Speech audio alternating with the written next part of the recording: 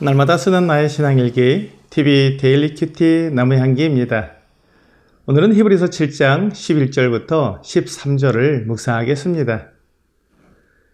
레위 계통의 제사 직분으로 말미암아 온전함을 얻을 수 있었으면 백성이 그 아래에서 율법을 받았으니 어찌하여 아론의 반차를 따르지 않고 멜기세덱의 반차를 따르는 다른 한 제사장을 세울 필요가 있느냐? 제사 직분이 바뀌어졌은즉 율법도 반드시 바꾸어지리니 이것은 한 사람도 제단 일을 받들지 않는 다른 지파에 속한 자를 가리켜 말한 것이라. 율법은 악한 것이 아닙니다. 그러나 율법으로 의롭게 되려는 것은 악한 것입니다. 율법은 하나님의 거룩하심과 완전하심을 나타내주기 때문에 거룩하고 선한 것입니다. 로마서 7장 12절은 이러보건대 율법은 거룩하고 계명도 거룩하고 의로우며 선하도다 라고 말씀하고 있으며 14절은 우리가 율법은 신령한 줄 알거니와 나는 육신에 속하여 죄 아래에 팔렸도다 라고 말씀하고 있습니다. 그러므로 율법 자체가 악하거나 나쁜 것이 아닙니다. 율법은 하나님의 기준을 나타내주기 때문에 거룩하고 선한 것입니다. 그러나 율법이 우리를 의롭게 해주지는 못합니다. 사람들이 율법의 거룩하고 선한 요구를 다 이루어 보려고 아무리 애를 써도 결코 율법의 요구를 만족시킬 수 없기 때문에 24절에서처럼 오호라 나는 곤고한 사람이로다. 이 사망의 몸에서 누가 나를 건져내랴 라는 고백을 할 수밖에 없습니다. 율법이 악한 것이 아니라 율법으로는 의롭게 될 수 없는 것이 문제이기 때문에 우리를 의롭게 만들어주는 새로운 길이 필요합니다.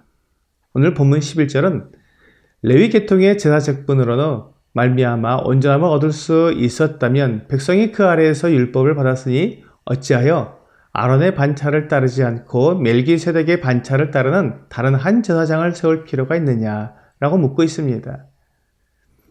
율법에 의해 세워진 제사장은 죄를 지은 사람들을 완전하게 만들어주지 못합니다. 그것은 두 가지 이유 때문입니다.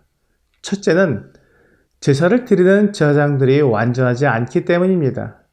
제사장들도 연약하고 영원하지 못합니다. 그들도 죄를 지을 수 있고 그 때문에 죽게 됩니다. 영원한 제사장이라야 사람을 완전하게 해줄 수 있는데 제사장이 영원하지 못하기 때문에 영원히 완전한 죄사함을 줄 수 없습니다. 둘째는 제사장이 제사를 드릴 때 사용하는 제물의 연약함 때문입니다. 제사장이 사람들을 위해 드리는 제물은 짐승입니다. 짐승에게는 사람을 완전히 대신할 수 있는 자격이 없습니다. 짐승의 가치가 사람의 가치와 같지 않기 때문입니다. 그러므로 제사장의 연약과 제물의 연약 때문에 사람들은 율법을 통해 완전하게 되지 못합니다. 그래서 하나님께서 연약한 제사장과 연약한 제물을 대신할 새로운 제사장과 새로운 제물을 마련하셨습니다. 그 새로운 제사장이 바로 멜기세덱의 반차를 따르는 제사장입니다. 하나님께서 율법과 상관없는 한 제사장을 준비하셨습니다. 멜기세덱은 율법과 전혀 관계가 없습니다. 그렇다면 그는 율법의 연약함에 매이지 않습니다. 그리고 하나님께서 멜기세덱의 반차를 따르는 영원한 제사장으로 그 아들을 이 세상에 보내주셨습니다. 시편 110편 4절은 여호와는 맹세하고 변하지 아니하시리라 이르시기를 너는 멜기세덱의 서열을 따라 영원한 제사장이라 하셨도다 라고 말씀하고 있습니다. 이 말씀에서 멜기세덱을 영원한 제사장이라고 말씀하신 것이 아니라 하나님께서 보내시는 새로운 제사장, 하나님의 아들이 영원한 제사장이라고 말씀하시는 것입니다. 다만 하나님의 아들이 제사장이 되기 위해 멜기세덱의 반차를 따른 것뿐입니다. 율법과 상관없는 제사장이 세워질 수 있다면 율법이 바뀌어야 됩니다. 율법은 오직 아론의 자손들만 제사장이 될 수 있다고 정해놓았기 때문입니다. 아론의 자손만 제사장이 되는 것이 아니라 멜기세덱의 반차를 따라서 하나님의 부르심을 입은 사람이 제사장이 될 수 있게 바뀌어야 한다는 것입니다. 레위 지파에 속하지 않은 완전히 다른 지파에 속한 사람이 제사장이 될 수 있어야 한다는 것입니다. 멜기세덱이 레위 지파에 속하지 않았고 그 어느 지파에도 속하지 않았지만 제사장이 되었기에 레위 지파에 속하지 않은 다른 지파에 속한 사람이라도 제사장이 될 수 있도록 바뀌어야 한다는 말입니다. 하나님께서는 그 아들 예수 그리스도를 제사장으로 삼으셨습니다. 예수 그리스도는 율법을 따르지 않는 제사장이기에 율법의 연약함을 가지고 있지 않습니다. 그리고 영원한 하나님의 아들이시기에 율법에 속한 제사장들과 같은 연약함을 가지고 있지 않습니다. 또한 로마서 3장 25절은 이 예수를 하나님이 그의 피로써 믿음으로 말미암는 화목제물로 세우셨으니 이는 하나님께서 길이 참으시는 중에 전에 지은 죄를 간과하심으로 자기의 의로우심을 나타내려 하심이니 라고 말씀하시므로 주 예수님은 율법에 속한 제물이 아니라 자신을 제물로 드리셨던 것을 보여주고 있습니다.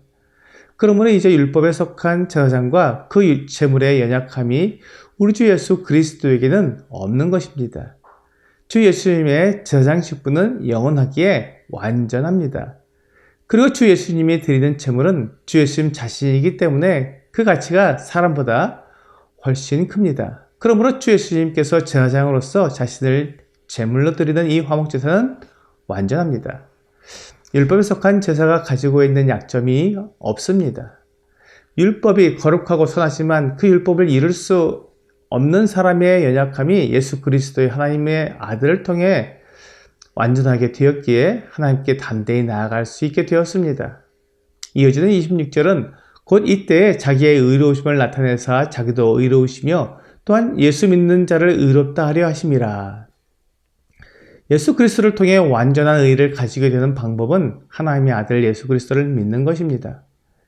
28절은 그러므로 사람이 의롭다 하심을 얻는 것은 율법의 행위에 있지 않고 믿음으로 되는 줄 우리가 인정하노라 라고 말씀하고 있습니다.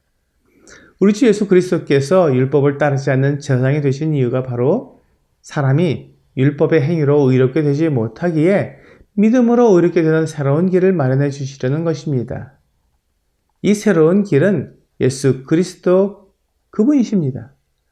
요한복음 14장 6절은 예수께서 이르시되 내가 곧 길이요 진리요 생명이니 나로 말미암지 않고는 아버지께로 올 자가 없느니라 라고 말씀하십니다. 우리가 하나님 앞에서 온전하게 되는 의로운 길은 오직 예수 그리스도를 믿고 예수 그리스도 안으로 들어가는 길입니다. 오늘의 적용 질문을 보겠습니다. 내가 하나님 앞에서 온전하게 될 수 있는 방법은 무엇이라고 생각합니까? 율법이 거룩하고 선하지만 우리가 그 율법을 다 이루지 못하기 때문에 율법으로는 온전하게 될 수 없습니다. 그러므로 율법을 다 이루신 예수 그리스도를 통해 온전하게 될 수 있습니다. 오늘 예수 그리스도께서 나의 구원자이심을 믿고 그분을 의지하여 하나님께 의롭다 하심을 얻는 귀한 시간이 되기를 주 예수님의 이름으로 기도합니다.